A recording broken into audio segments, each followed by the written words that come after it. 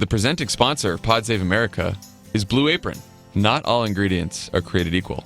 Fresh, high-quality ingredients make a real difference, so it's important to know where your food comes from. One of Blue Apron's featured farmers for next week is Tom Shepard. Did you know that Tom is related to Dax Shepard? I did not know that. That's because I made it up.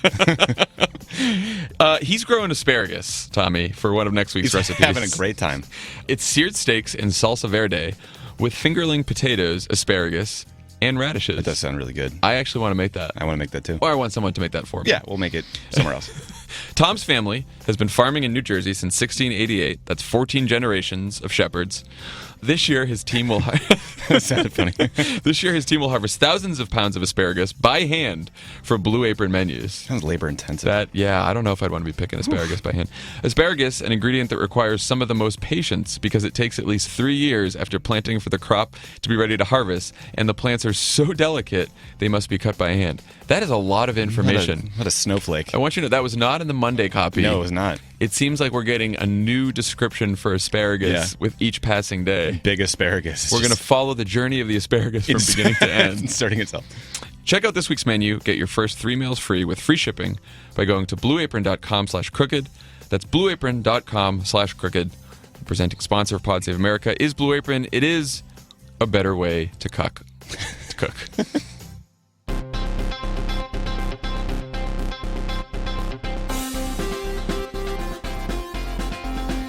Welcome to Pod Save America. I'm Jon Favreau. I'm Dan Pfeiffer. On the pod today to help us usher in the end of the planet, former senior advisor to President Obama and one of the chief negotiators of the Paris Climate Agreement, Brian Deese.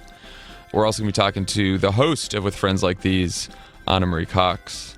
A couple housekeeping things. You should go listen to Pod Save the World this week.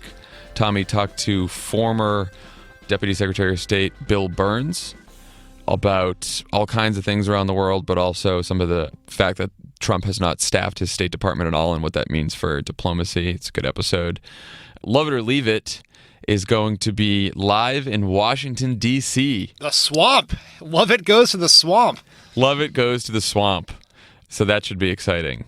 I think it's sold out. It's sold out I think obviously he's doing 2 shows. He's doing a show on Monday too that I think is going to air the following Friday. So that'll be good. So that Love It won't be coming to do ads today, but maybe we'll get Tommy here.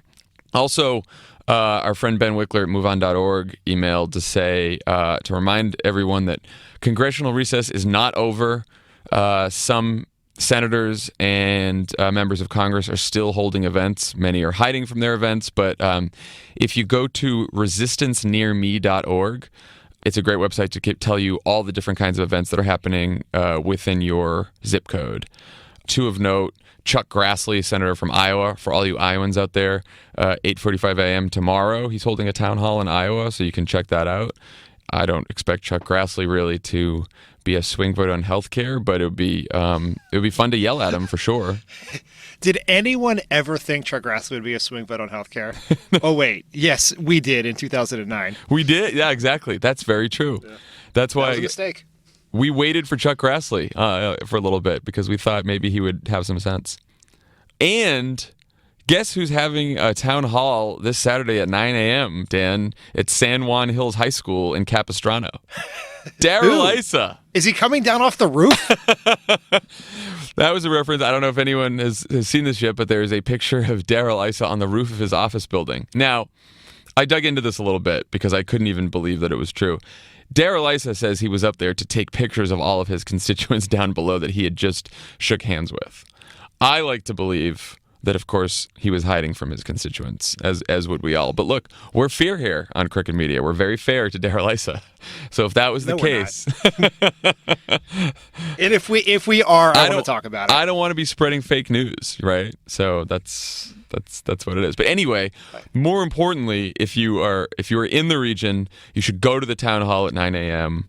Look, we've been wanting to go to some of these ourselves, but we are not constituents of Daryl Issa, and that would be wrong. We don't want to be paid Soros protesters, so we stay away from these events. I don't want to continue the sort of online campaign to get you to run for office, but in a long discussion in my household this weekend over our prospects for taking back the House, Howley did ask me if you would have any interest in moving into Darrell Iss's district. I do not think I'm moving to Orange County. Well, you know what? I said Orange County last time, and someone got annoyed at me. He only represents a piece of Orange County. It's even further south than that. So, yeah, no, I don't think I'm going to move down there. My representative is Adam Schiff. So we are a district crowded with Democrats, and I'm a podcast host. So I'm good for now. Are you sure? Because I've often thought of you as a cast member of the OC. It's really nice down there, I will say, having spent some time in Laguna Beach and Laguna Niguel. It's pretty. Everyone should go visit. Okay, when we come back, we will be talking to Brian Deese about the Paris Agreement. This is Pod Save America. Stick around. There's more great show coming your way. Pod Save America is brought to you by Harry's. Father's Day is just around the corner, and dads are impossible to shop for. Fortunately, our friends over at Harry's have a special offer that you're going to love, and Dad will too. Get $5 off one of their shave sets, including a limited edition Father's Day set at harrys.com. I shaved with the Harry's this morning. Oh, look, it's perfect. Thank you. From here, I cannot see. You can see. Looking good. I just got some Harry's in the mail. I was wondering. It must be for this very special. Yeah. Well, it looks like they're upping their grip game, because they're now talking about how they have a limited edition Father's Day shave set that comes with a storm gray razor handle, straight out of the J. Peterman catalog there with these.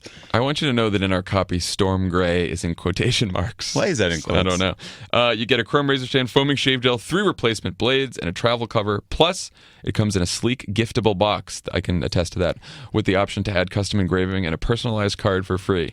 Perhaps my dad's getting Harry's razors for Father's Day. Like it or not, Mark. It will be a surprise if you don't listen to this episode, Dad. But I know Mark, and he does. If not, because he posts about it on my Facebook page. Go to harrys.com/cricket right now to redeem a special offer for fans of the show. Harry's will give you $5 off one of their shave sets. This is for a limited time only, so act now. That's harrys.com/crooked. $5 off. Help support the show. On the pod with us today, we have former senior advisor to Barack Obama and one of the primary negotiators of the Paris Climate Agreement, friend of the pod, Brian Deese. Brian, how are you? I am good. I'm good. We first met like when both of us were in our early 20s on the Kerry campaign, and I was like a deputy speechwriter, and you were Gene Sperling's protege. Remember that? I was working in an office with no windows, if I remember correctly. You were. And then all those years later, now you were like, now you're negotiating international climate agreements that Donald Trump might kill. So it's just... It all comes full circle. Still Gene Sperling's protege. It's still... Okay, so at 3 p.m. Eastern on this Thursday afternoon, which is probably right around when all of you might be listening to this podcast for the first time, Trump is expected to announce that he's pulling the United States out of the Paris Climate Agreement, which every nation around the world has signed on to, except Nicaragua and Syria. Even Kim Jong-un has decided to be a team player on this one. So we're going to get into the politics of this, but first, we wanted to talk to you, Brian, about the substance of the agreement and what it means and the stakes, especially since you were so intimately involved. So let's start. Just tell us what the Paris Agreement does and why it's so historic. Why does it matter so much? Sure. And the first thing is, I don't want to be fair to Nicaragua. The reason why they didn't join the agreement was because they didn't think it was actually strong enough. Oh. They want to do more on climate change. So, That's so really, good to know. it's just us and the Syrians together in the same boat. Ugh. So look, the Paris Agreement in some ways is a very modest agreement. What it basically says is every country around the world develops their own climate targets and their own climate plan, and they put forward that plan, and then they commit to working as part of a global process to submit that plan to independent review and verification, and then they'll update that plan over time. So in one sense, that's very modest. It's not a global supranational government. It doesn't say every country has to reduce their emissions by any particular amount.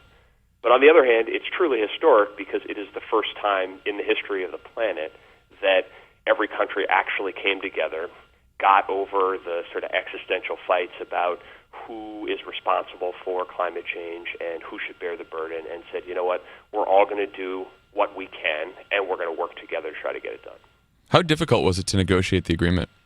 Well, you guys will remember the the beginning of the Obama administration was noted by an absolute failure of a climate conference back in 2009 in Copenhagen, where everything seemed to fall apart. And what that exposed was that there was a really giant rift in the world between developing countries on one side that said, you know what, we didn't cause this climate problem, we don't need to do anything about it, and rich countries like the United States on the other side saying politically everybody has to be together. And overcoming that basic disagreement was incredibly complicated, and it required several years of quiet, patient work that led in 2014 to a historic announcement between the U.S. and China, which sort of broke that developed country dichotomy. And then from there, it was just an all-out sprint of about a year to try to get every country on board. And it was like herding cats, but the one good thing is that as a result of that whole process, we really have turned a corner. And that's why you see every other country in the world saying, we're going to move forward on this. Deese, what happens to the agreement if the United States pulls out? I mean, as one of, obviously, the largest, most powerful countries in the world with one of the largest economies, if we're not in, does the whole thing stand still or what? So technically, the agreement continues to go forward. And we see today, almost in a way of trolling Donald Trump, you see the EU and China are putting out as statements recommitting to the Paris Agreement. And so, the agreement itself continues to go forward. All the parties who are in the agreement will continue to be subject to its requirements. And actually, the agreement has a withdrawal provision that says any country that wants to withdraw can only do so after 3 years. So, in fact, what I anticipate will happen today is President Trump will say that he's intending to pull out of the agreement, but even the United States, that will be a process that will take several years. So this thing's still going forward. The Paris Agreement is going forward, and the real question is, what's going to happen with the U.S. sitting on the sidelines when all these other countries are, writing the rules going forward? Will that create some sort of incentive for China, India, Brazil, the countries who were problematic in the Copenhagen Agreement, to do something different, or have they just decided that the only path forward here is cleaner, more sustainable energy? Well, first of all, I think this is handing a huge gimme to the Chinese, because the one thing that they will do, and they've already signaled they'll do, is they will claim the mantle of China is the global leader on climate change. And this will play right into their narrative that China is the ascendant global superpower and that the United States is a nation in decline. So they will take every opportunity to use climate change to reinforce that basic narrative. I think that economically and politically, those countries are committed to moving forward toward cleaner energy. But I think within the context of the negotiations themselves, what you'll see is those countries looking to try to build out the rules in ways that advantage their countries and disadvantage the United States. And, we dealt with this all the time in the negotiations, where countries would seek to, put seemingly technical provisions in the agreement that would actually handicap the United States or hurt U.S. business interests, and we fought against that tooth and nail. And one of the ironies of the U.S. pulling out is that our team will no longer be at that table, and that'll create more opportunity for those countries to put those kinds of provisions in. So one of the criticisms from the right about the Paris Agreement, as it was being negotiated or right after it was negotiated, is United States shouldn't sign on to this because China and India and these countries, these developing nations that are emitting a lot of fossil fuels or using a lot of fossil fuels, they're not going to really make progress towards this, that they're going to continue on the path to dirty energy, and we're going to be the only ones that have to change. Now that, we're a year or so away, past the actual agreement, do you see countries like China and India making progress, or, are they making progress towards their goals? The pace of progress over the last 18 months or 2 years in global energy markets has been breathtaking. Dan, you'll remember in early 2015 when we decided that President Obama would go, we actually moved the State of the Union so President Obama could go to India to see Prime Minister Modi in January of 2015. At that point, the Indians committed to hitting a goal of 100 gigawatts of solar, which, without getting into gigawatts, is a lot of solar. And at the time, everyone said, that's crazy, it's a fantasy, it's a pipe dream. We're now a little over 2 years into that process. India has 15 gigawatts of solar installed or in the pipeline, and the Indian solar market is just totally taking off. And in practice, solar is actually cheaper than building new coal-fired power plants. So you're seeing the Indian government announce that they're putting aside the plans that they had to build new coal plants. So this is happening in practice. The pace of change is happening really quickly. And what that means is that it turns the traditional conservative argument on its head. Actually, India and China, these other countries, are looking for opportunities to gain advantage in cleaner energy sectors because they see that as an economic opportunity for them. So, to what extent can cities and states pick up the slack on their own? I know many of them already are, if Trump withdraws from the agreement.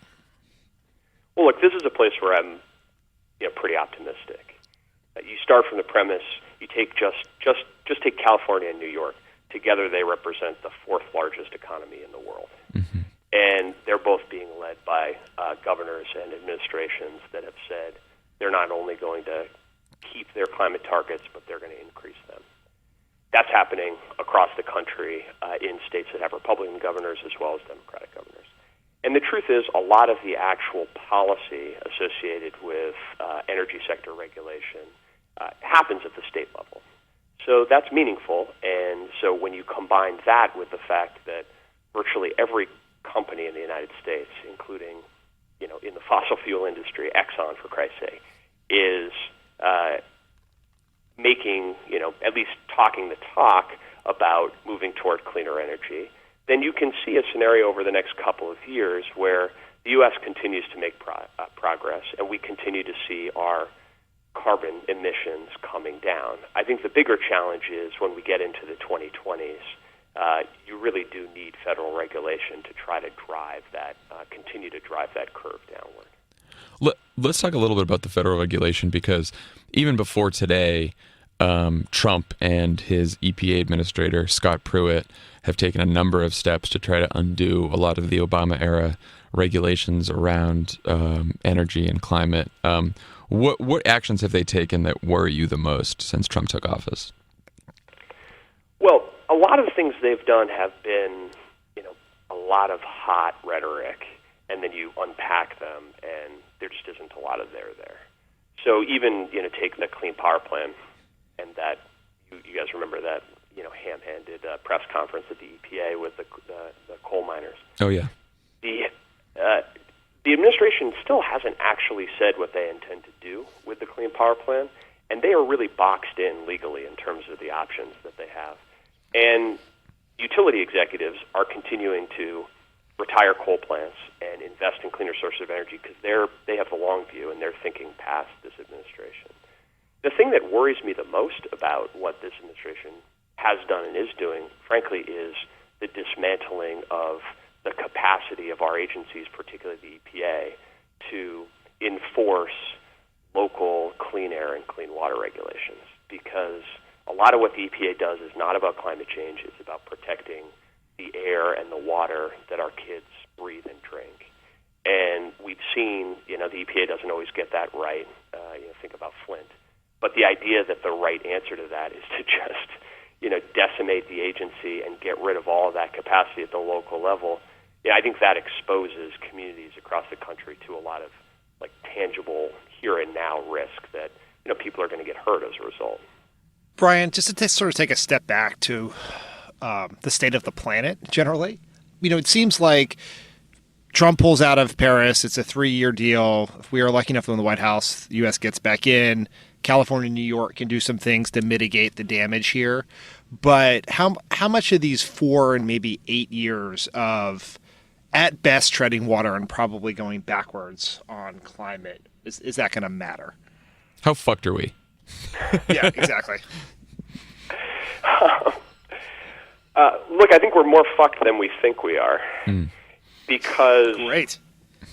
because what we've seen is that there's a bunch of data out there about how much the global temperatures have gone up, and we had to update that statistic in the State of the Union every year about 10 of the last 11 years, the hottest on record, 11 of the last 12, etc. But the thing that worries me the most is if you look at the activity at the poles, in the North Pole and the South Pole, what you see is that things are accelerating a lot faster than they are on the rest of the planet. So warming at the poles is happening at roughly twice the rate that it is happening elsewhere. And you see things like, in the Antarctic, there's a piece of the Larsen ice shelf that is calving and that is suspected to break off in the near future. And this is like a giant piece. I think that it's like the size of Delaware. And so when things like that start to happen, there aren't that many fixed structures on the planet. There aren't that many of them left.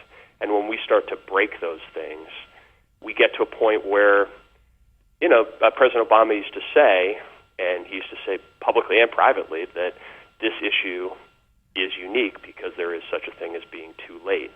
And, I think we're racing toward that moment. So, on the one hand, I think the path that you just described, Dan, is absolutely right, and we can mitigate the damage over the next couple of years. On the other hand, the one thing we don't have in the fight against climate change is time. So, I think the stakes are pretty high. All right. Thanks, Trump. One more non-climate question for you, since before you were a senior advisor and handling the climate portfolio, you were the deputy director of the Office of Management and Budget, known as the OMB. New OMB director, Mick Mulvaney, yesterday basically said that the days of the CBO have probably come and gone, and that the person in charge of the CBO healthcare modeling is a Hillary Care alum planted by the Dems. Mulvaney also basically said, we'll never default on our debt, and has flirted with attaching spending cuts to the debt ceiling increase. What are your thoughts as you watch Mick Mulvaney sort of at the head of OMB, having been there and dealt with this yourself? And can you talk a little bit about the relationship between the OMB and the CBO and the importance of the CBO? Since we throw those acronyms around a lot, but I just want to make sure everyone understands how important these organizations are. Sure. Well, I'd say at the outset, there has never been a clearer argument for why having the CBO matters than this sort of insane diatribe from Mick Mulvaney. The CBO is the congressional scorekeeper, and it operates at the behest of Congress. OMB, the Office of Management and Budget, is the executive branch, so the president's budget office and the president's scorekeeper. And, they've operated, there is always a bit of constructive tension between the executive and legislative branch, and that plays out in the context of budget scoring as well. But on the other hand, both OMB and CBO are populated by career officials who are extraordinary professionals and who understand and respect their respective roles in the process. And as a result, there's an extraordinary amount of value in having both of them in the system.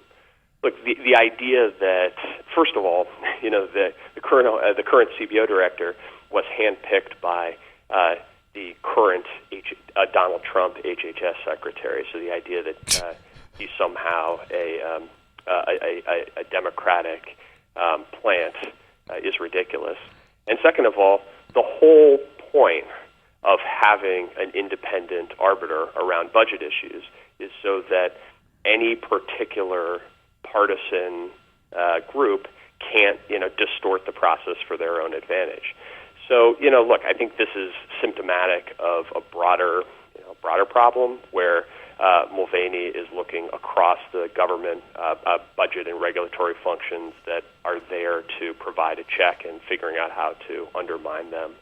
But I think this is one where anybody who sees these types of arguments should just think, thank God we have a CBO, and this is why we need to maintain, the degree of independence that it has in the system.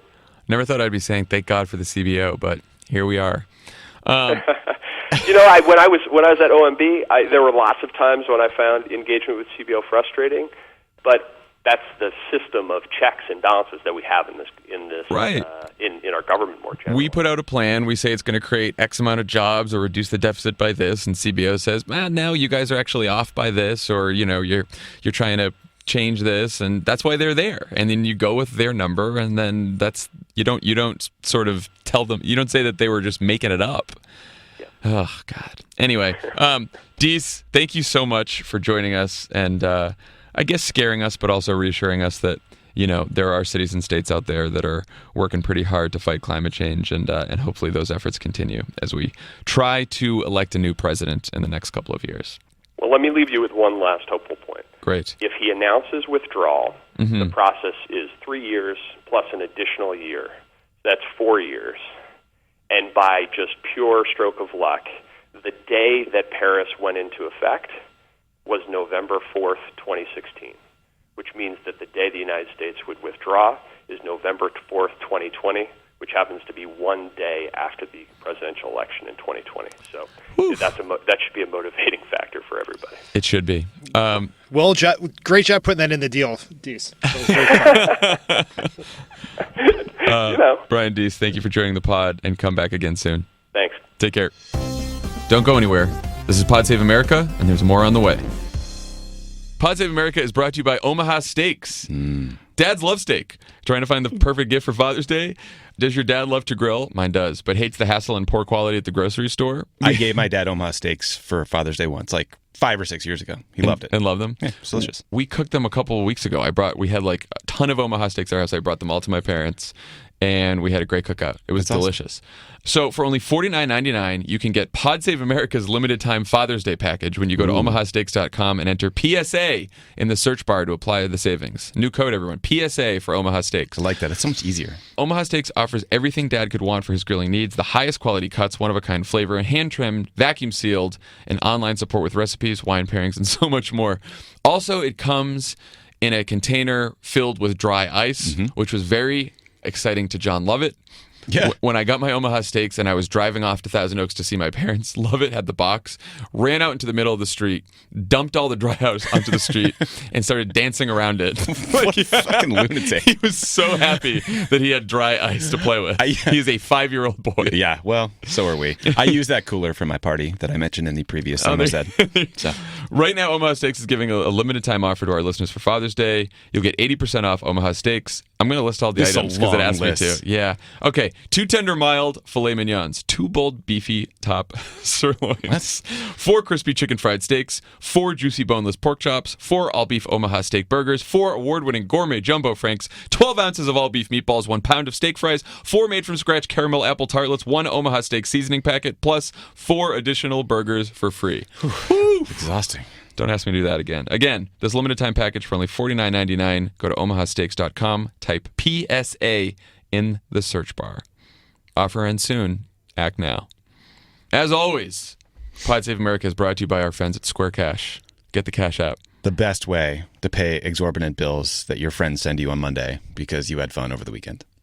Every weekend. Are you a Democrat who has leveraged your credibility by providing legal or PR services to the Kushners and or Trumps? Perhaps they could pay you in Square Cash. Perhaps they could pay you in Square Cash because all other accounts have been frozen.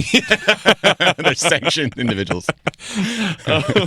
Yeah, you know what? I had a good Josh Porter, our good friend, asked me to pay him via some other Cash app over the weekend, and you know what? I just said no, and then I saw that the request had been canceled. Nice. Nope. And I paid via the Cash app. Nice. Well done. So that's what's happening here. Everyone move over to the Cash app, download it today, link it to your debit or credit, and you'll get cash instantly, and you can start sending and receiving right away. All right, so Deese gave us a readout of all the substance here. Let's talk about some of the politics of this agreement. So first of all, the latest. We don't know. It seems like all signs are pointing towards that he's going to withdraw from the agreement. There was the usual round of, Ivanka's putting so much pressure on him, and then maybe he'll change his mind like he did on NAFTA. feels unlikely, but probably useless speculating about this now since it's already happening. Someone brought up, Dan, yesterday that there is the possibility he could just send it to the Senate, since if you send it to the Senate to have them ratify it as an actual treaty, you'd need 2/3 of the Senate, which would, of course, kill it because there's a bunch of Republicans in the Senate that actually agree with Trump. So that seems unlikely, right? Right. I mean, I'd say a couple things. One, let's say hypothetically we recorded this podcast and then Trump surprises the world and announces he's staying in Paris. Mm-hmm. That's a high-class problem, people. Delete the podcast and celebrate the planet if that's what happens. Good. I like that. Good admonition.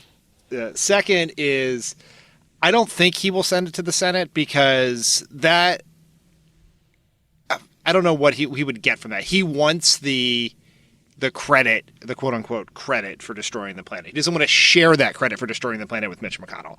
So I don't see why he would not just stand there in the Rose Garden with a shit-eating grin on his face and argue that he is proudly standing up for the coal workers in West Virginia or Kentucky or wherever else. Yeah, let's talk about why we even got to this point, right? Like why Trump had contemplated pulling out of this agreement, right? This is like just some of the reaction yesterday from around the world and from here in the United States. I mean, you've got people from like Al Gore to Pope Francis to most of corporate America, including ExxonMobil and the former CEO of ExxonMobil, who's now Trump's Secretary of State, all telling him to stay in the fucking agreement. There's this quote I saw yesterday. It's a colossal mistake, an abdication of American leadership. I can't think of anything more destructive to our credibility than this. That was Nicholas Burns, the Undersecretary of State for George W. Bush. Mitt Romney started tweeting about why we should stay in the Paris Agreement. Elon Musk finally threatened to quit the economic advisory council that he was part of, along with a bunch of other CEOs, if Trump withdraws from the agreement. So it was good to see that. Although I should note there's a bunch of other CEOs on that council that should follow Musk out the door, including Pepsi CEO Indra Nooyi, Walmart CEO Doug McMillon, Bank of America's Jamie Dimon, General Motors' Mary Barra. So everyone should put pressure on all of those people if Trump withdraws, and they are still sitting on that fucking sham of an economic advisory council that Trump has put together. And they've done polling on this too, and something like 31% of the American people support withdrawal, and according to a recent Washington Post poll from January, from this agreement, 31%, and that shows Republicans are split on the issue, and Democrats and Independents overwhelmingly want Trump to or want the United States to stay within the agreement. So, what are your thoughts on why the hell he's doing this? This was pointed out by Jonathan Chait. Yeah, it's the best piece on this. Which I think it's worth people. Everyone should read his piece. Jon tweeted it out earlier, but Jon Favreau tweeted out Jon Chait's piece earlier to make that clear. But the Republican Party is a collection of conflicting interests, corporate interests, white working class interests that don't like the corporate interests, libertarians, evangelical Christians who disagree with the libertarians and vice versa. The only thing that unites them is opposition to what Obama did. And so it doesn't matter. This could be the Paris Accords to promote high-speed rail across Western Europe. It doesn't matter. It is the fact that it is a deal that Obama struck. And therefore, the only thing that Trump can do that will unite his fractious, fucked up party is to do the things that undo the things Obama did. It's the only thing they're capable of, the only thing they can find agreement on. And so that's what this is about. It's not even really about the planet. It's not about whether Trump actually believes that climate change is a Chinese hoax, or whether it's about helping coal miners in West Virginia. It doesn't matter. It's just that it is something that Obama did that he is going to undo. He can pat himself on the chest. He'll feel good about himself for 2 minutes. Then he'll go back home. He'll turn on TV. He'll see that he's still under a increasingly aggressive investigation into his collusion with Russia, and he'll tweet crazy things again. It's like a respite from the pain of his daily life as president. And Chait points out, and this is something that's true across the spectrum of issues now, that the Republican elite's reason for being is to piss off Democrats and liberals. That they exist now as a party to troll liberals and to piss them off, and that's it. And I mean, it's just like they don't. And when I'm talking about Republican elites, I'm talking about the idiots on TV, the entertainment wing of the party that's on Fox, Republican politicians. There's a whole bunch of Republican voters out there who, probably very good people and, would like politicians who actually like stood up for them and helped them get jobs and lift their wages and get health care and stuff like that. But the people who are running this party, which are the people who are on TV as commentators and Donald Trump and the Republicans in Congress, they don't talk anymore about small government, constitutional liberties, strong defense, blah, blah, blah. All they talk about is trying to piss off liberals and make them outraged. And that's a win for them. Matt Fuller from Huffington Post tweeted yesterday. He was like, they are basically a biker gang obsessed with winning, and that's about it. Which I thought it doesn't matter. There are no principles. There is no policy underpinning.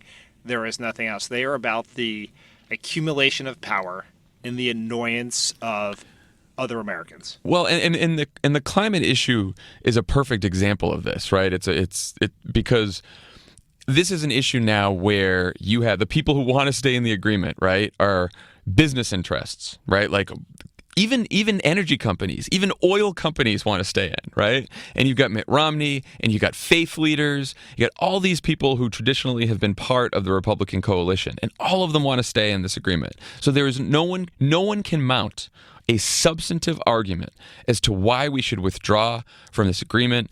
And Chait goes into this in the piece, and we talked to Deese about this too, that during the negotiations, people were saying, well, India and China are still going to pollute, so why are we agreeing to this? And now India and China are on track to meet their targets, right? So there's no good reason to pull out of this agreement except that it was an Obama agreement and it's going to piss off Democrats to pull out of it. That's it. No other substantive argument we've heard. Yeah, this is not a substantive argument because Republicans, to a person, not to a person, but of major leaders in the Republican Party and members of Congress, they claim that they raise doubt about the science of climate change. Right. And we should divide those people into two categories. There are the people, probably like Donald Trump, who are too dumb to know why that opinion is so dumb. And then there's the rest of them, like Marco Rubio, Jeb Bush, the Mitch McConnell, everyone else, who are too dishonest or too weak to say what they truly. They know that, like, they read actual newspapers beyond Fox News. They know that 97% of scientists agree that climate change is happening and it's man-made, but they are afraid to say anything about it. And climate change is the one issue that I really worry about, that our political system may be too broke. It's a lot like, this is not some minor, like, there are all kinds of policy issues in Washington. And people agree that there's a problem. The economy's not doing well. Republicans think we should give tax cuts to the wealthy. Democrats think government should spend more money. I'm simplifying these positions, and then we'll debate that, right? Or healthcare costs too much, and we'll debate that. But this is one where Republicans refuse to acknowledge the problems actually happening. And it's not a minor problem. It's not a temporary problem. It's literally the fate of the fucking planet. And look, and it's also, we'll probably hear from Trump today that, this is about protecting American jobs and coal miners and stuff like that. And that's a fucking lie too. And it's actually a huge disservice to the coal miners in Kentucky and West Virginia and places like that, because he's lying to them, because those jobs aren't coming back. And if he really cared about them, he would provide health care for these people and provide training for these people and provide basic, benefits to their families and try to figure out how to revitalize local communities and not pretend that fucking we're going to be, a coal-fueled power for like the rest of our time, right? And he also is lying the fact that like the reason that these jobs are disappearing is because natural gas is cheap and not because we're trying to invest in solar power and wind energy and everything else like that. So on one hand, he's making up this fiction that we're doing this to like save coal jobs when he's not going to save a single fucking coal job by pulling out of the Paris Agreement. It's a lie. It's a story they've invented to continue a political battle that they just love fighting. That's why they exist. When the polar ice caps melt and the seas rise and they flood, I hope if someone sees in their lifeboat is paddling by and they see Mitch McConnell, don't stop to pick him up. Leave him there. He can fucking drown in his own bullshit. Well, it's important too that I don't want Trump to just get all of the criticism from today too. I mean, last week 22 Republican senators sent Trump a letter to urge him to pull out of this agreement. Once again, this is not just we are not just living through a Trump emergency. We are living through an emergency that has been created by the Republican Party in Washington, the Republican Party as it exists right now. That Republican Party, every single member of Congress that sent that letter to Trump, and every single member of Congress who voted for this piece of shit healthcare bill needs to be defeated. And we are not going to getting Trump out of office is not going to fix the problems we have. All of those people need to be out of office. We need to have a new Republican Party that's based on like the few people, the few Republican thinkers, commentators, politicians like Ben Sass, people like that, who we definitely disagree with, but don't play these games. It's just that we're not going to fix everything until that happens. Yeah, let's do one caveat for fairness, since Sure. you wanted to be so fair to Darrell Issa either, is that our party has not been perfect on this. No. Oh my God, no. And when we were in the White House in 2009, the House, led by Nancy Pelosi, passed a cap and trade bill, which would deal with climate change and would have made this the law of the land and not something that Donald Trump could undo with a pen in his stubby little fingers. A cap and trade bill, which we should note is a fairly market-oriented solution to this problem, right? It had been like... Do you know who let's not forget it was the McCain-Kennedy-Lieberman bill. There you go. McCain decided to sell his soul to try to win the Republican nomination in 2008. Right. So this cap and trade used to be a fairly moderate Republican position. Now it's seen as some like left-wing bill, but go ahead. Right. Democratic House passed it. Democratic Senate, where we had somewhere between 60 and 59 Democratic senators, depending on the month, was unable to pass it because there are regional problems here where if you like senators like Joe Manchin from West Virginia have opposed Democratic efforts on climate because of the coal jobs in that state. And so because of that division in our party 8 years ago, we missed an opportunity. I think the Democratic Party, with a handful of small exceptions, has reached a point of near unanimity on the urgency of the issue and the set of solutions that should be discussed as part of that. Yeah, and look, a lot of those Democratic Congress people who took that vote for the cap and trade bill that just died in the Senate, because of some Democrats who didn't want it. A lot of those Democrats in the House, they lost their jobs in 2010 because of that vote, and because of the ACA vote. And so that was a courageous stance that some Democrats in the House took, but a not so courageous stance by a lot of Democrats in the Senate.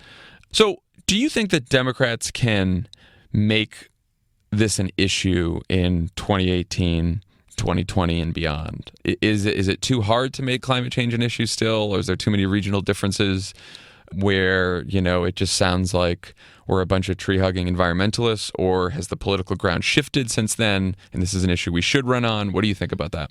I think we have to run on it. I think we should be smart about it and talk about the economic benefits of doing the right thing here and how Trump is costing jobs and ceding the ground to China and all of that. You have to make it relevant to people's lives, not just in the decades from now, whether the planet will still be there to live on, which is also important and should be talked about, but what it means for new quality, high-paying jobs. And they're either going to be here or they're going to be in China. And the Trump and Republican path is going to put them in China, not in Michigan, Ohio, Pennsylvania, Wisconsin, California, wherever else. But we also have to run on it because we have to win the national debate on this. People have to care. Yeah. More people care than used to care, but it's still not something that motivates people to vote. And we have to make people understand that if you care about this issue, there are two options. There are Democrats who will do things to save the planet, and there are Republicans who will do things to destroy the planet in service of whatever dumb reason they have. And that mattered. The people, there was some thought that there was not that big a difference on this issue in the 2016 election, and some number of voters, in some cases a larger number than the Trump's win margin in some swing states, voted for Green Party candidate Jill Stein. And we have real consequences here. If we're going to actually pass the laws necessary to take the steps necessary to deal with climate change, we have to convince people, and the only way to do that is in campaigns. Yeah, and I do think we have to make the whole case. I think, years ago, our party sort of took a shortcut, and we would say, oh, the reason we need to invest in clean energy is because it's going to create millions and millions and millions of new jobs. Everyone's going to be installing solar panels and wind turbines, and it's going to be great. And I actually think, a lot of people don't see that as, that's the answer, right? I think you have to make the case that climate is an issue that affects our national security, that could improve our economy, but that also is critical to the fate of our planet, to the air that our children breathe and the water that they drink, and future generations, whether they're going to survive or not, right? I think you do have to make the whole case here, and you can't just be oh, green jobs, everything's going to be great, because it is a shortcut, right? And it's not the full answer, right? That's not our economy is not just going to be saved by a bunch of green jobs. They're certainly going to produce a lot of jobs, but we need to make the entire case here, the honest, truthful case about why this issue matters, I think. Yeah. Clean air and clean water is an important point. And actually, in the polling that I saw back when I worked on this issue in the White House, was the clean air in particular was the most relevant to people. Right. Okay. We should probably move on to Russia, to the latest on Russia. I'm glad we didn't have to talk about it first today, but a couple breaking news items that we should chat about here. While we were talking to Deese, I saw that James Comey will be testifying next Thursday, June 8th, at 10 a.m. Eastern Time. So, you know what? We're gonna have to move this podcast till after the testimony. We're not even gonna play the game anymore. Yeah, I'm for that. I support that. So anyway, Comey's going to testify.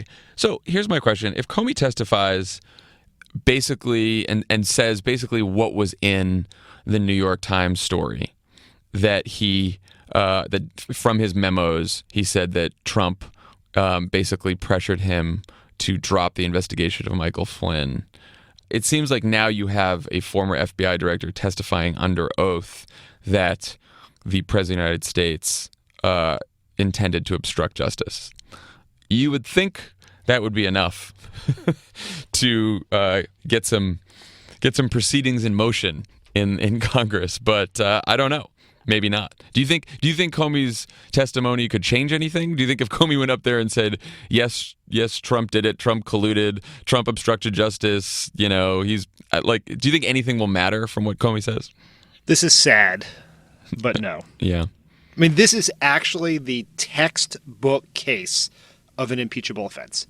This is what caused Richard Nixon to leave office before being impeached, right? It is pressuring someone to stop an investigation into the president and his associates, and then firing the person when they refuse to do that. This is what every student who took, American Government 101 in college, this is what they learn as, this would be an A answer to the midterm question, what's the fastest way to get impeached? It would be this, but it's not going to matter. If James Comey walked up there, proudly reached into his pocket, found emails directly from Trump to Putin saying, hey, thanking him for the win hack. This thing. Right. Thanking him for the hack, and then additional sets of emails from Jared Kushner to Putin's guy saying, please direct your Twitter bots with the Podesta emails to the 3rd District of Wisconsin, the Philly burbs, and somewhere outside of Scranton. No, it wouldn't matter. Well, and we've talked about this before, but that's sort of what impeachment is, right? It's not a bunch of judges trying to interpret some legal statute, right? It is that the judges are members of Congress, right? Like Congress has to judge that something was a high crime and misdemeanor. Therefore, it is always ultimately going to be a political question, right? And so the whole idea of whether there was corrupt intent or not, which is the legal standard for whether you've obstructed justice, is a bit beside the point when the people who are supposed to impeach you or not are members of Congress. And so far, this Congress has not been great on that count. Yeah, someone, this is not an original thought, but Trump has immunity by majority. I would challenge anyone to tell me a crime that Trump could commit that would lead Paul Ryan to start impeachment proceedings against him. Raising taxes? I don't even think that. I really don't. I mean, that's our classic joke. If Trump wanted to expand Obamacare and raise taxes on the wealthy, then Paul Ryan impeach him. No. Paul Ryan no longer even has the moral courage to stand by his one guiding principle, which is tax cuts for the wealthy. He would do whatever Trump says. A couple other things are moving on this front, too. The subpoenas are getting issued left and right here. Congress wants to talk to Michael Cohen, Trump's lawyer, who we all remember from the Says Who moment on CNN when Breonna Keeler was interviewing him and he just said Says Who 50,000 times. So they want him subpoenaed. He's already refusing to go. They're asking for documents from Michael Flynn. He's apparently giving some documents over. And on more breaking news from NBC while we were recording this, from NBC News, the FBI and Congress are examining a campaign event last spring during which Donald Trump, Jeff Sessions, and Jared Kushner were in a small gathering with Russian ambassador to the U.S., Sergei Kislyak, and other diplomats at the Mayflower Hotel. So we have heard about this meeting before. And first it was possibly Kushner and Kislyak. Then it was Kushner and Sessions and Kislyak. And now there's a possibility that Trump was in that meeting too. I mean, Jesus Christ. Yeah. Every and the sources are 5 current and else. former U.S. officials. So this is not just Obama deep state. This is 5 current and former U.S. officials said they're aware of the classified intelligence. And then you add in the fact. Let's just go through a couple other things that have happened. One, there was a report last night that, well, first after the hacking happened, the U.S. under the Obama administration basically kicked Russians out of 2 compounds that are believed to be used for intel activities here in the United States. And now the Trump administration, under the leadership of Rex Tillerson, once winner of the Friend of Russia Award from Vladimir Putin. FOP, Friend of Putin. FOP is discussing returning those to Russia. And it was originally supposed to be part of a trade for the U.S. to be able to construct a new consulate in St. Petersburg, but then they just dropped the demand, so now it's just a gift. Unbelievable. Which is insane. Even put the substance aside. I don't even understand how someone would be like, let's just kick this decision down the road until maybe we're not in the heat of the Russia investigation. Even if you thought it was the right thing to do, no group of people have ever acted more guilty than these people. But again, if the entirety of your motive is to piss off liberals and troll them and make people outraged, you do something like this, right? This is some of the stuff they do. I think they know it's politically stupid. I know they know it will be seen as awful, but all they want is to rile up their base and to piss off the other side. And so they are brazen as possible and saying, sure, this was the punishment for Russians interfering in our election. Here you go. And we know we're under investigation for possible collusion with Russians. Here you go, Russia. Here you go. I don't know. That's the only reason I can think of for doing something like that. But the thing that's so crazy about that is, and this is just the enraging hypocrisy that dominates our landscape, is the main foreign policy critique of President Obama over the 6 years I worked in the White House was he was either too friendly to Russia when Medvedev was in charge, and they opposed the START deal because it was too friendly to Russia. They made fun of Hillary Clinton for handing him a weird reset button for 6 years. And then when Putin invaded Ukraine, the argument was, we were not tough enough in our response. And so a mere 2 years later, the Republican Party's way of trolling Democrats and liberals is to be nice to Putin. It's fucking insane. We live in a world of such through the looking glass absurdity that sometimes we have to like step back because we're just buffeted by it every day. I mean, it's insane. It's not great. Can I talk about Jared Kushner for a second? Because I don't want to miss my chance here. The Time cover boy? Yeah, let's do it.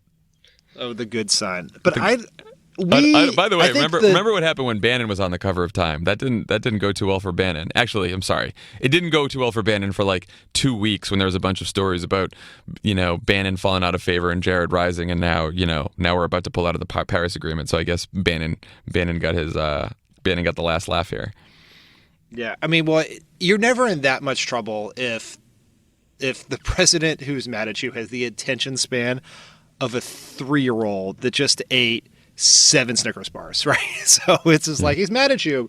Oh, look at the shiny thing over there. Now someone else on the Time cover. So, everyone gets their time in the barrel, but Trump's doesn't have the attention span to actually follow through on anything, which is why no one's been fired. But on the Kushner thing, I think that the political conversation around Kushner understates the legal jeopardy that he is in. Yeah. Because we have devolved into this, and the Trump people actually did a pretty good job of this, devolved into a debate about the merits of back channels. Right. And that is not the point here. No. That is not, one, it's not a back channel. I think Lovett did a very good job explaining this on Monday. It's not actually a back channel. It is actually just basically turning Jared Kushner into a mole for Vladimir Putin.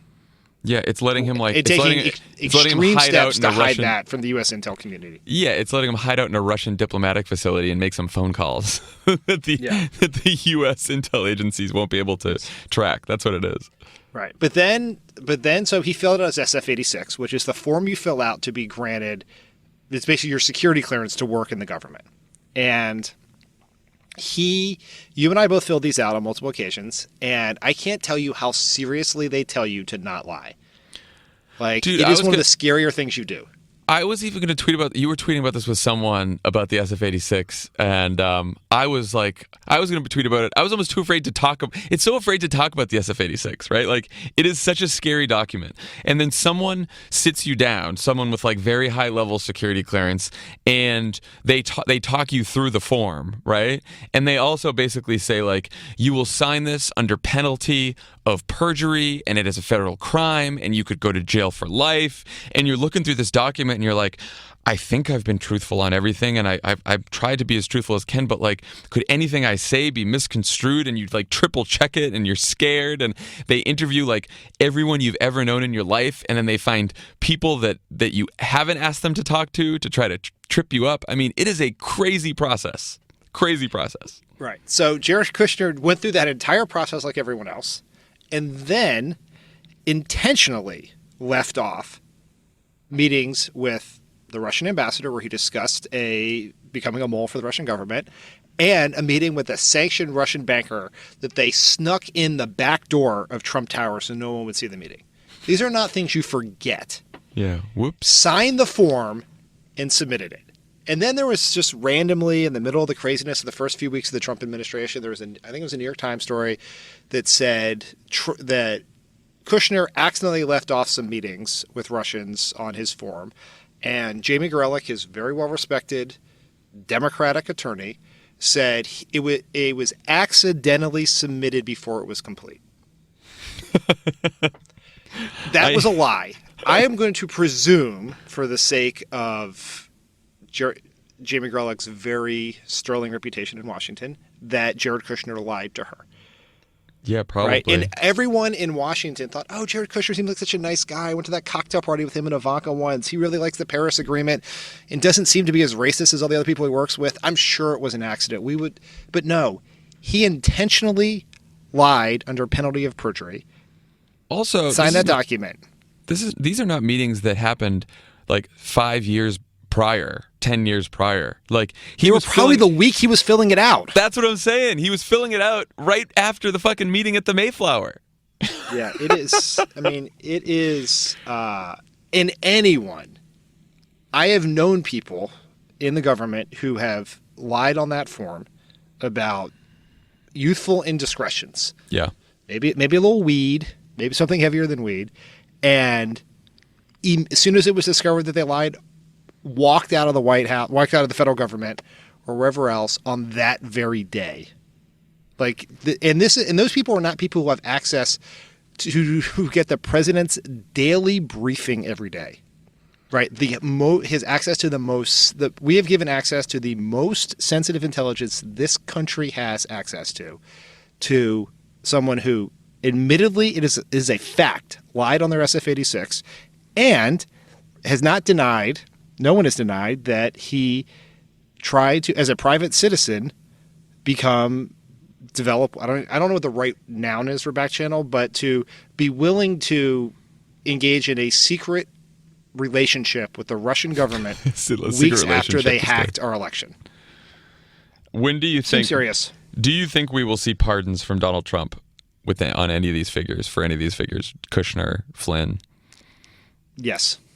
Yeah, that'll be when we know that shit's really hit the fan. Yeah, I mean, because you would say that's impossible. We couldn't possibly do that. But firing Jim Comey is the most insane thing a president has ever done since Richard Nixon. So, sure. Good times. Okay, when we come back, we're going to talk to Ana Marie about all of this stuff. See what she has to say. We'll be right back. This is Pod Save America. Stick around. There's more great show coming your way. Pod Save America is brought to you by Sonos. Sonos. Love Sonos. The best. I had a party in my house. When was that? Last weekend? Last Friday. And I don't have a Play Base, which is what they want us to talk about in this ad. But I have a Play 5, which are the bigger speakers in my kitchen. And people were sitting outside. So I unplugged it, walked it outside, plugged it in outside. 30 seconds later, we're listening to music outside. It's the easiest thing I've ever done. Hey, Sonos. Maybe send Tommy a Play Base. No. We want stuff for our office. Oh, that's right. Stuff for our office. Yeah, that's right. We need to outfit our office. Right now, our office has 5 desks, like 4 chairs, and some LaCroix. It's very embarrassing when meetings happen in our office now because the people come in. We also get out of our chairs. We give them the chairs. Elisa goes and gets them coffee down the street because we don't have a coffee maker yet. We're getting there. Yeah, well, it's a startup vibe. But anyway, what we really could use is some Sonos. I like them because it is the easiest speaker to set up ever. You turn them on and you set it up in like 5 seconds. And the sound is incredible. Like my Play Bar, which is the predecessor of the Play Base, is still incredible. I use it to watch TV, but then last night I was trying to play a song on my guitar and Hannah had never heard it before. So I was like, you kidding me? You've never heard this Allman Brothers song? I'm so much older than you. So I played it on the big Sonos and it sounded unbelievable.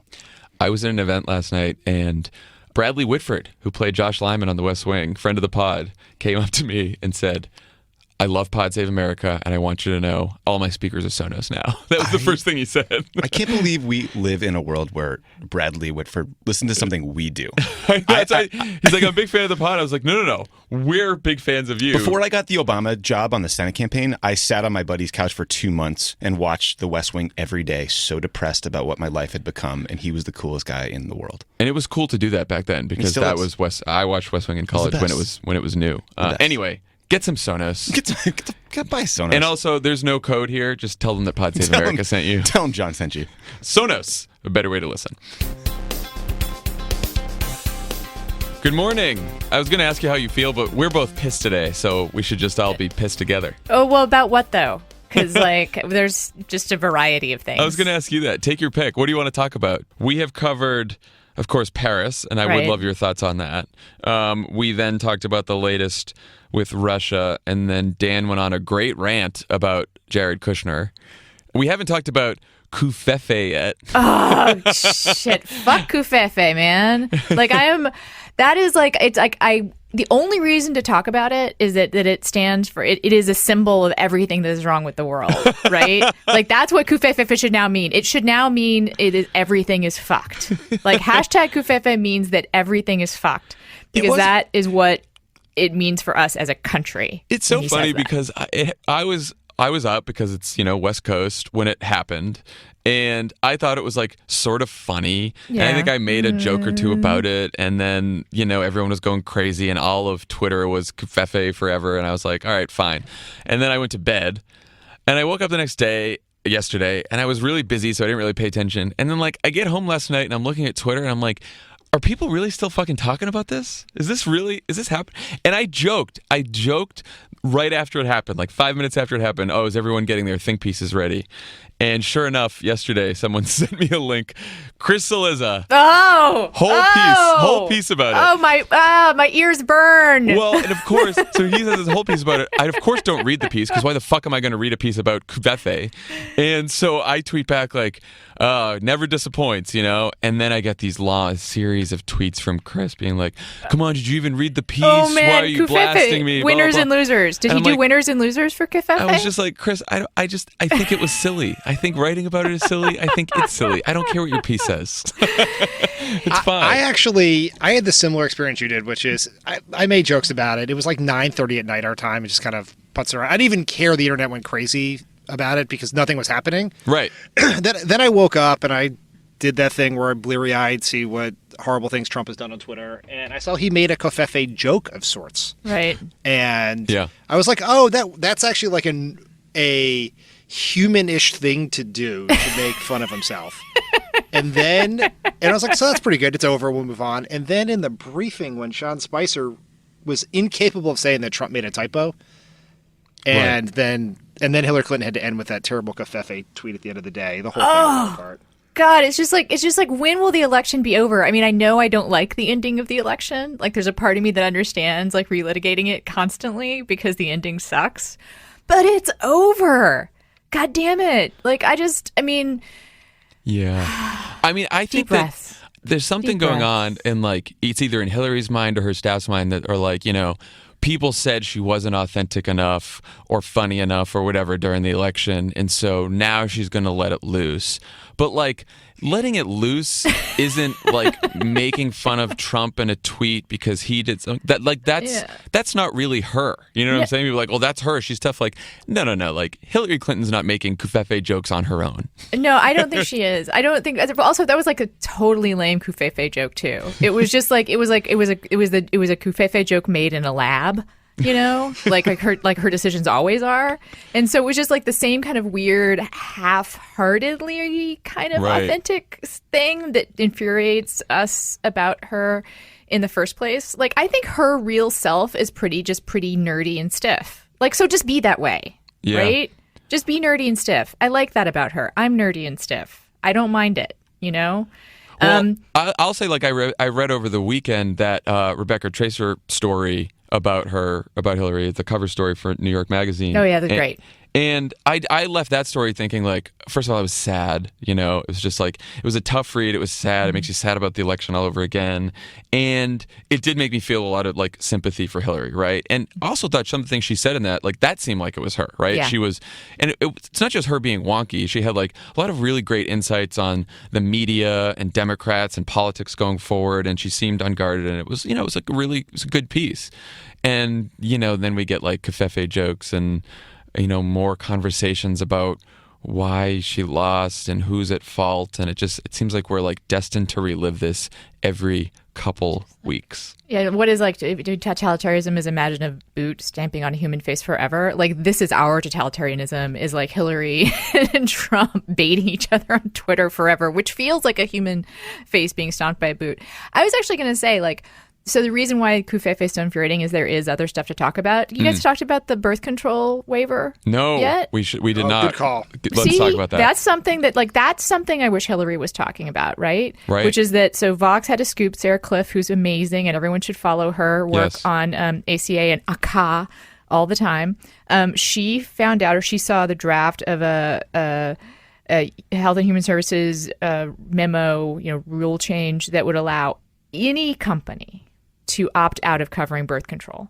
Any company, not just for like moral reasons or not just, you know, companies that somehow like have a interest, a religious interest, but allow anyone to do it, which is just like, yeah, it sucks. You know, I mean, like we have the lowest abortion rate, like I think ever right now. Like, it's been continuing on a downward trend for many years.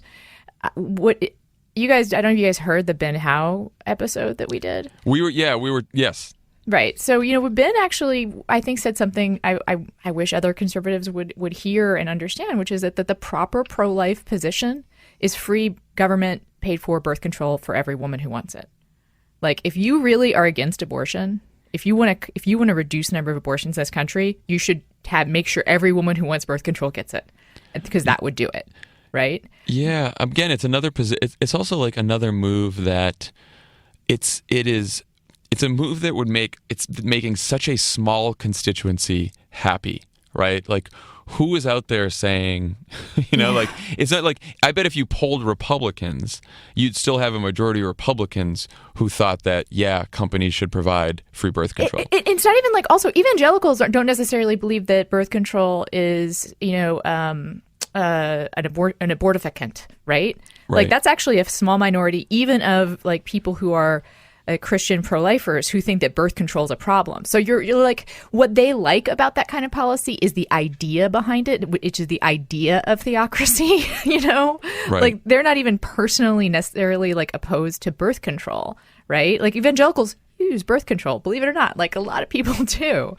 And that is also infuriating. It's a small, it affects everyone, not just women. It affects everyone.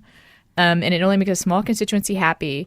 And and it's also reminds us all that, like, we did get President Pence too. There's not like, we have like the absolute worst of all possible worlds in this presidency.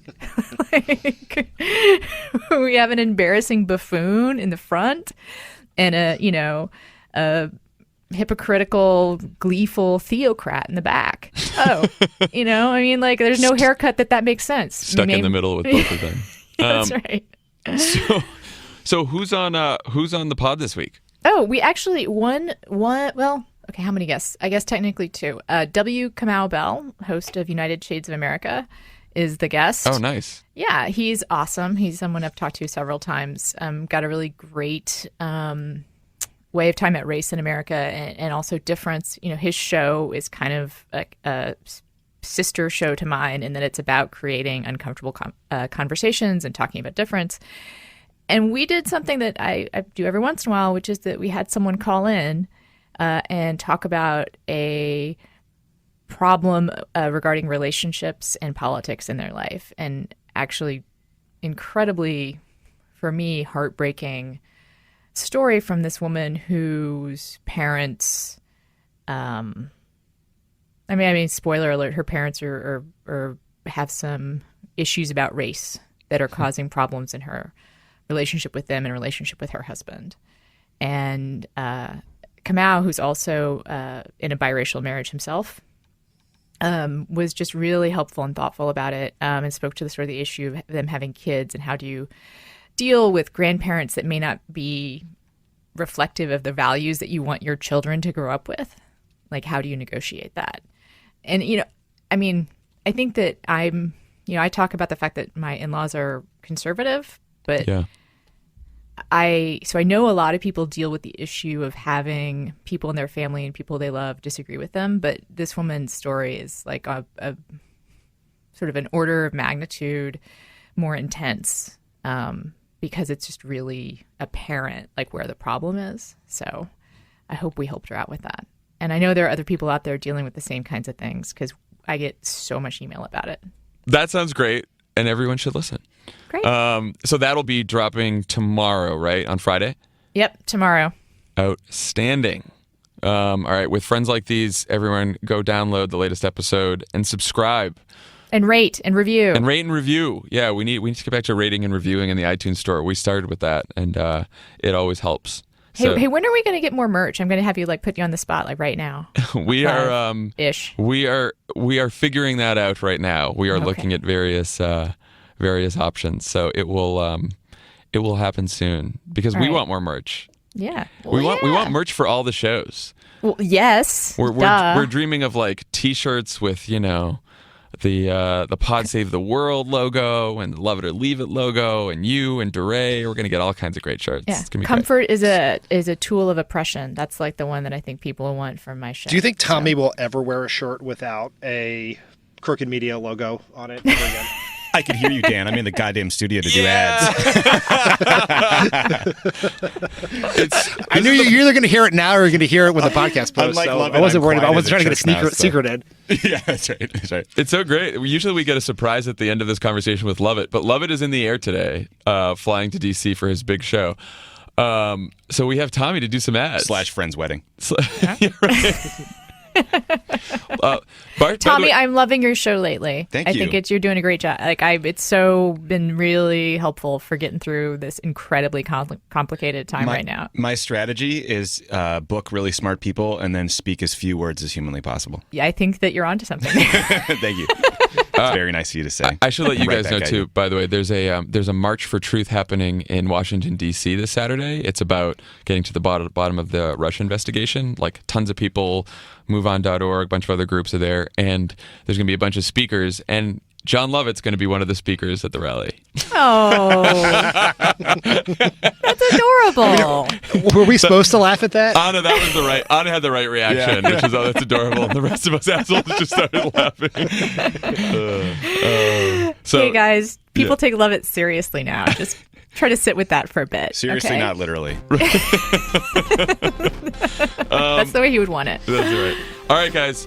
We're gonna go do some ads, but it was great to talk to y'all, and All right. and have a great weekend. All right, talk to you next week. All right, everyone. Take care.